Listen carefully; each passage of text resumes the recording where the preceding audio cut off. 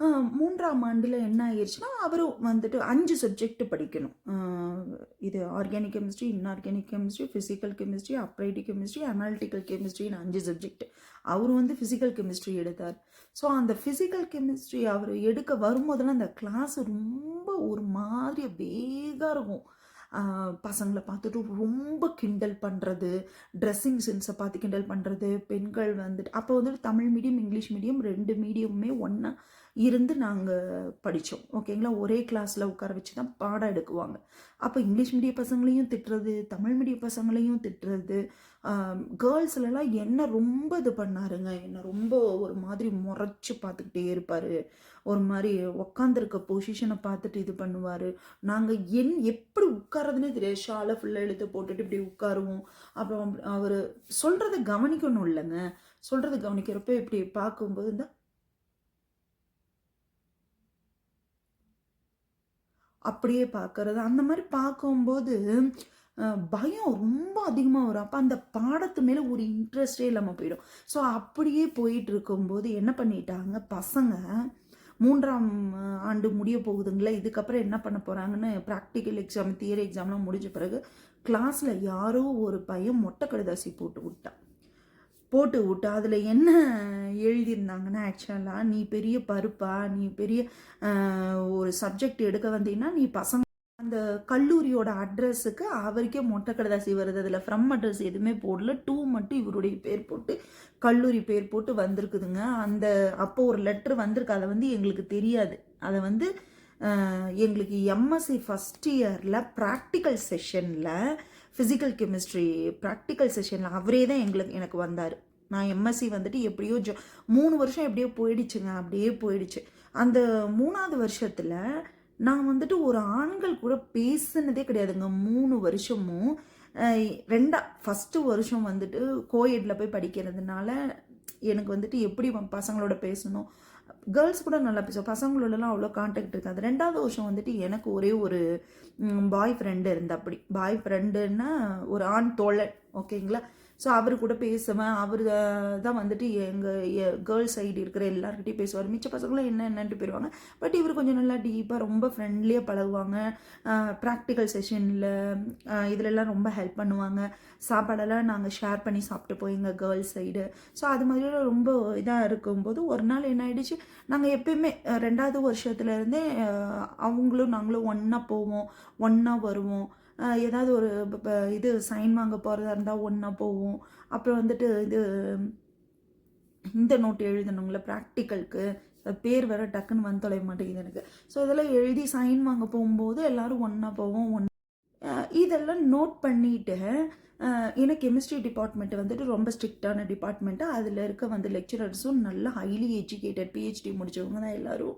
நல்லா சொல்லி கொடுப்பாங்க. அதிலெல்லாம் குறைய சொல்ல முடியாது. அவங்க ஒன்று சொல்லி கொடுத்தாலும் ஜென்மத்துக்கு மறக்காது. அங்கெல்லாம் ஒரு லேடி லெக்சரர் இருந்தாங்க. அவங்க பேரில் நான் சொல்ல விரும்பலை.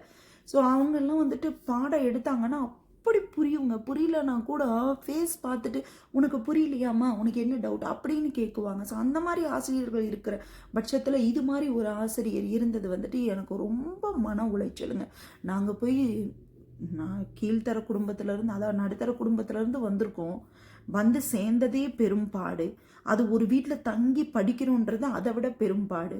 கல்லூரிக்கு வந்தால் தான் வந்துட்டு கிளாஸ்லேயாவது நிம்மதியாக இருப்போம் அப்படின்னு வந்தால் அங்கேயும் வந்து ஆசிரியர்கள் ஒரு மாதிரி ஸ்டூடெண்ட்டை நடத்துறது. ஸோ இந்த மன உளைச்சல் எல்லாத்தையும் தாங்கிக்கிட்டு குடும்ப கஷ்டத்தை மனசில் வச்சுட்டு படிக்கணும்னு முன்னுக்கு வர்ற குழந்தைங்கள இந்த மாதிரி டார்ச்சர் பண்ணுற ஆசிரியர்கள் இருக்காங்க. ஓகேங்களா? எனக்கெல்லாம் நான் டார்ச்சர்ன்னு தான் சொல்லுவேன். எல்லா பசங்களுக்குமே டார்ச்சர் கொடுத்தாரு அவர். ஓகேங்களா?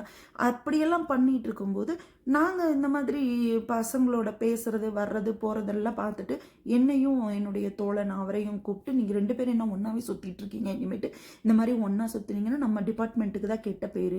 நாங்கள் 2 பேர் லவ் பண்ணுறோன்னு நினச்சிக்கிட்டாங்கங்க. அவர் பெஸ்ட்டு ஃப்ரெண்டுங்க. நான் இருக்கிற சூழ்நிலைக்கு அதெல்லாம் போய் நினைக்க முடியுங்களா? நான் வந்துட்டு படித்து நல்ல மதிப்பெண் எடுத்து வந்தால் தான் வேலைக்கு போக முடியும். வேலைக்கு போனால் தான் என்னுடைய தங்கச்சிங்கள் இருக்காங்க, என்னுடைய பாட்டி இருக்காங்க, என்னுடைய அப்பா குடிகாரர், நான் என்னுடைய ஃபேமிலியை பார்க்க முடியும். அது இல்லாமல் என்னைய வளர்த்து இப்போ படிக்க வைக்கிற பெரிய பசங்களை பார்க்க முடியும் அப்படின்னு சொல்லிட்டு நான் ரொம்ப கஷ்டப்பட்டு நான் படித்தேங்க. சரிங்களா? அப்படியே 3 வருஷம் போயிடுச்சு. 3வது வருஷம் என்னை வார்ன் பண்ணாங்க. நான் சொல்கிறேன், சார் அப்படியெல்லாம் இல்லை சார், இவங்க என்னுடைய பெஸ்ட் ஃப்ரெண்டு.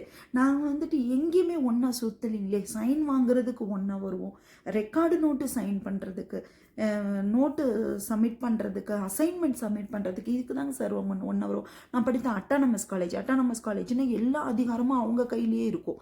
ஓகேங்களா? இன்டர்னல் மார்க்ஸ்லேருந்து ப்ராக்டிக்கல் மார்க்ஸ்லேருந்து தியரி பேப்பர் கரெக்ஷன் பண்ணுற வரைக்கும் அங்கே தான் நடக்கும். ஸோ அதனால் இவங்க கூப்பிட்டு வார்ன் பண்ணுறாங்க. சார் அப்படியெல்லாம் இல்லை சார், என்னுடைய ஃப்ரெண்டு என்னுடைய வீட்டுக்கெல்லாம் வருவாப்படி, அவர் நல்ல மார்க் எடுத்த பையங்க, அவர் ஸ்கூல் 2ண்டோ 1ஸ்ட்டோ வந்த பையன். அந்த பையன் அவர் நல்லா படிக்கிறதுனால எங்கள் வீட்டில் சஜஸ்ட் பண்ணுவாங்க, நல்லா படிக்கிறவங்களோட சேருங்க சாமி, நல்ல பழக்க வழக்கங்களை கற்றுக்கோங்க அப்படின்னு சொன்னதுனாலேயே எனக்கு வந்து ஒரே ஒரு ஆண் தோழன், அவர்கிட்ட மட்டும்தாங்க பேசுவேன், மற்ற யார்கிட்டையுமே நாங்கள் பேசவே மாட்டேன். நான் அங்கே இருக்க கேர்ள்ஸுமே அப்படி தான், என் கூட படித்த 3-4 கேர்ள்ஸ் இருக்காங்க, 5 பேர் கேர்ள்ஸ் இருந்தோம். 5 கேர்ள்ஸுமே பார்த்தீங்கன்னா அவரு கூட தான் நல்ல மிங்கிளாகி நல்லா பேசுவோம், டவுட்ஸ் எல்லாம் சொல்லி கொடுப்பாரு, எங்களுக்கு படிக்கிறதுலலாம் ஹெல்ப் பண்ணுவார், நாங்களும் ஹெல்ப் பண்ணுவோம். ஸோ இதெல்லாம் நார்மல் தானேங்க. இது படிக்காதவங்க சொன்னால் கூட பரவாயில்லைங்க, படித்த லெக்சரர்ஸு ஒரு ஆணும் ஒரு பெண்ணும் வந்துட்டு ஒன்றா போய் சைன் வாங்குறது, ஒன்றா போகிறது, ஒன்றா வர்றது, அதையெல்லாம் பார்த்துட்டு லவ் பண்ணுறாங்க அப்படின்னு சொல்லிட்டு கூப்பிட்டு வார்ன் பண்ணுறது, நாங்கள் எடுத்து சொல்கிறோம் சார், எங்களுடைய குடும்ப சூழ்நிலையில் எங்களால் அதெல்லாம் திங்க் பண்ணவே முடியாது சார், எனக்கு முதல்ல ஆண் தோழர்களே கிடையாது, இவர் கூட மட்டும் தான் பேசுவேன், நீங்கள் கிளாஸில் கூட வந்து விசாரிச்சு பாருங்கள் சார், இவர் எங்கள் வீட்டுக்கெல்லாம் கூட வருவார், எங்கள் அப்பா எங்கள் பெரியப்பா பெரியம்மா கூட தெரியும் சார் அப்படின்னு சொல்லி நாங்கள் சொல்கிறோம். நம்பவே இல்லை. அவங்க வந்துட்டு அவங்க இஷ்டத்துக்கு நீங்கள் இனிமேட்டு ஒன்றா பார்த்தேன்னா உங்களோட இன்டர்னல்ஸில் நான் கை வச்சிருவேன், எங்கள் டிபார்ட்மெண்ட்டு வந்துட்டு ரொம்ப கௌரவமான டிபார்ட்மெண்ட்டு, கெமிஸ்ட்ரி டிபார்ட்மெண்ட்டு, உங்களால் கெட்ட பேர் வந்துடக்கூடாது அப்படின்னாங்க. சரிங்க சார்ன்ட்டு வேறு வழியே இல்லாமல் நாங்கள் சொல்கிறத அவங்க புரிஞ்சிக்கவே இல்லை கடைசி வரைக்குமே. ஓகேங்களா? அப்புறம் நாங்கள் வெளியில் 3 வருஷம் முடிச்சுட்டு வந்துட்டோங்க, எப்படியோ முடிச்சுட்டு வந்துட்டோம். நல்ல மார்க் எடுத்து தான் வந்தேங்க, ஃபஸ்ட் கிளாஸில் பாஸ் பண்ணி தான் நான் வெளியே வந்தேன். அதுக்கப்புறம் வந்து எம்எஸ்சிக்கு அப்ளை பண்ணேன். அவர் என்னுடைய ஆண் தோழன், அவரும் வந்துட்டு எம்எஸ்சிக்கு அப்ளை பண்ணார். எனக்கு வந்துட்டு 2 காலேஜ் தொடங்கி, ஒரு நிமிஷம், காலேஜ் தொடங்கி எனக்கு 2 மாதம் கழிச்சு தான் வந்து சீட் கிடச்சிதுங்க. ஏன்னா நான் வந்துட்டு கொஞ்சம் மார்க்ஸ் வந்துட்டு 70% தான் நான் எடுத்திருந்தேன். என்னுடைய ஆண் தோழன் சொன்னேன் இல்லைங்களா, அவர் வந்துட்டு நல்ல மார்க் ஸ்கோர் பண்ணதுனால அவருக்கு ஈஸியாக கிடச்சிச்சு. நான் 2 மாதம் கழித்து தான் வந்து சேர்ந்தேன். அப்போ வந்துட்டு எம்எஸ்சி ஃபஸ்ட் இயருங்க, என்ட்ரு ஆகிறோம். அந்த என்ட்ரு ஆன நாள்லேருந்து ஃபிசிக்கல் கெமிஸ்ட்ரி அவர் தாங்க எடுத்தார். ஃபஸ்ட் இயருக்கு வந்து அவர் வரல, செகண்ட் இயருக்கு அவர் தான் வந்தார். பட் ப்ராக்டிக்கல் வந்து அவர் தான் ஹேண்டில் பண்ணார், அந்த ஆசிரியர் தான்.